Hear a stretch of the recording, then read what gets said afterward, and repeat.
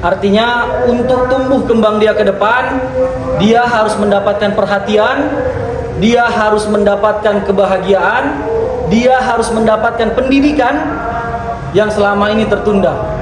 Dipecat dari sekolah. Dan dia itu pulang ke Indonesia itu karena dia dideportasi, karena dia diberhentikan dari sekolahnya. Nah, ini yang tidak pernah dipikirkan oleh Nikita Mirzani gitu. Bagaimana masa depan LM dengan kondisi yang begini?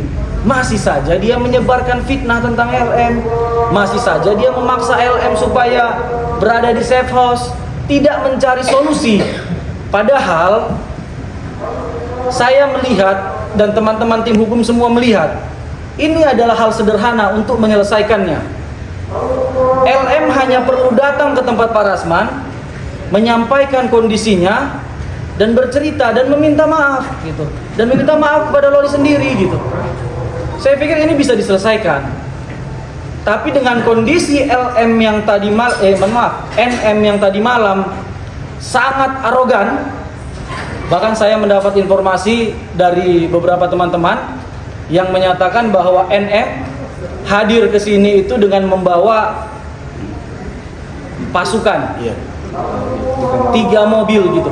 Artinya memang sudah ada niatan untuk membuat ribut. Artinya mensreanya sudah ada, Bang. Dan kami meyakini ini memang disengaja untuk memancing Pak Rasman gitu loh. Dia mengetahui bahwa Pak Rasman ini selama ini memang dikenal sebagai sosok yang tegas. Mohon maaf Pak, saya sampaikan agak sedikit temperamen, walaupun sebenarnya tidak begitu. Kalau saya yakin temperamennya tidak ada. Itu karena murni dalam hal melakukan pembelaan hukum terhadap kliennya. Saya pikir siapapun pengacara, ketika kliennya dikriminalisasi, pasti akan bersikap tegas. Pasti emosinya akan menaik gitu. Dan yang disampaikan atau dilakukan Pak Rasman selama ini ya itu gitu. Artinya Pak Rasman adalah orang yang mampu menjaga emosionalnya. Dan itu terbukti tadi malam. NM datang beramai-ramai, kalau bahasa Medannya mengogar atau menggertak, meminta supaya dirinya dipukul. Tapi Pak Rasman dengan santai diam aja gitu, dan paling hanya menjawab, kenapa kau NM gitu, tenang aja gitu. Sampai pada akhirnya NM melakukan pemukulan itu. Nah kemudian terhadap dengan laporan yang disampaikan tadi malam oleh Pak Rasman, tadi sudah ditegaskan oleh Abang Ketua Babang Anda Lecumanan, ini adalah babak baru. Kemudian saya mau coba tantang NM. Kemarin dia bilang dia menjanjikan 5 miliar untuk Fadel pasti ditangkap di akhir Desember. Mana janji kau? Kau realisasikan itu. Karena kami sudah menyatakan komitmen kami, kalau seandainya dia ditangkap Desember kemarin, kami yang bayar kau 5 miliar. Kemudian kami sudah berkomitmen, apabila NM memberikan 1 miliar, kami pastikan teman-teman wartawan. Kan begitu. Nah kemudian hari ini kita buat lagi pertaruhannya. Kau duluan masuk atau Fadel? Saya berani bertaruh untuk itu. Sampaikan kepada NM. Baik, saya pikir itu aja. Baik. Terima kasih semuanya. Ada satu poin penting yang disampaikan Loli. Di luar dia tidak mau bertemu dan ditemui oleh NM, dia juga meminta kalau dia amarah tapi dia masih punya nalar yang positif. Kalau Nikmir, itu bahasa dia nggak mau sebut mama. Kalau Nikmir ingin bertemu saya dan atau perbaikan dan atau apapun namanya, saya minta melalui Om Rasman. Dia tidak mau yang lain. Tapi itu pun kalau datang NM ke saya akan coba sampaikan. Perkara diterima atau tidak itu urusan Loli. Nah karena itu masalah ini sangat serius. Ya, sangat serius. Karena negara harus hadir, dan ini bukan 1-2 kasus. Ke depan mungkin terjadi yang harus negara hadir untuk itu. Maka terkait Loli, terkait NM, saya pikir sudah ada penjelasan yang konkret. Dan bagaimana cara memproses hukum ini, saya tidak berkata apa-apa. Orang bodoh pun tahu, orang nggak ngerti hukum pun tahu, kalau orang dipukul berdarah tidak ada alasan untuk tidak yang bersangkutan diproses hukum, tersangka, dan di pengadilan.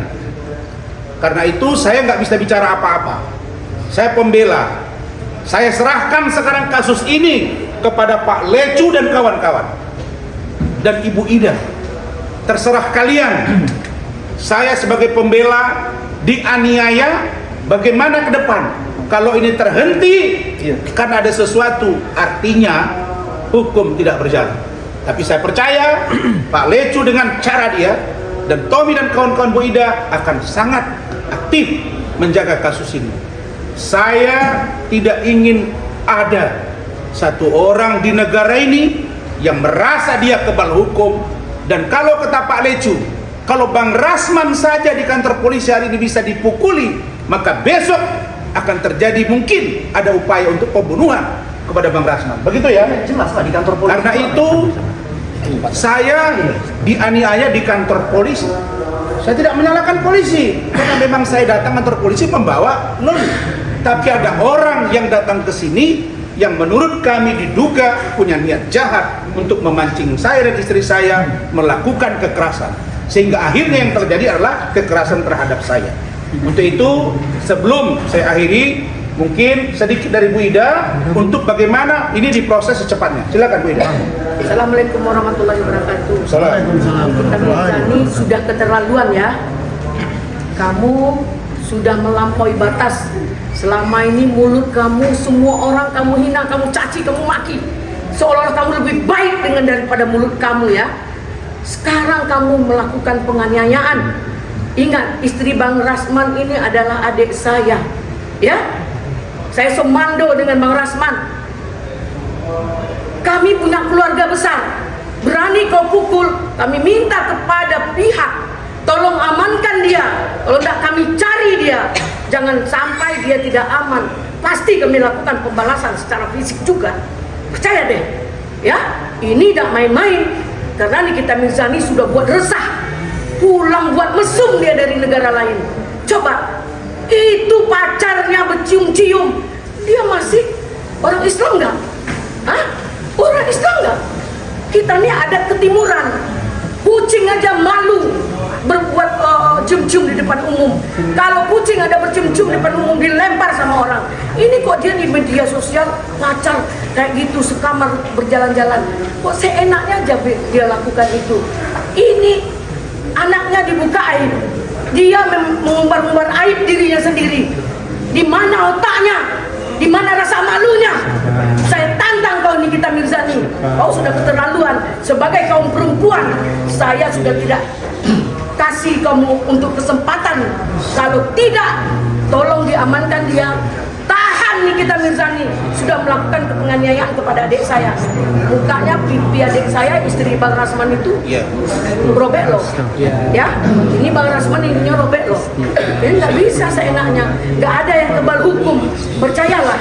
Saya kaget dan saya stres tadi. Saya ada pertemuan dengan Dir Mabes Polri dan Dir Polda Metro Jaya. Kemudian saya telepon Bang Rasman. Ternyata ada kejadian seperti ini. Masya Allah, ini luar biasa. Mohon kepada pihak Kapolri, mohon kepada Polri, tolong amankan perempuan yang ini.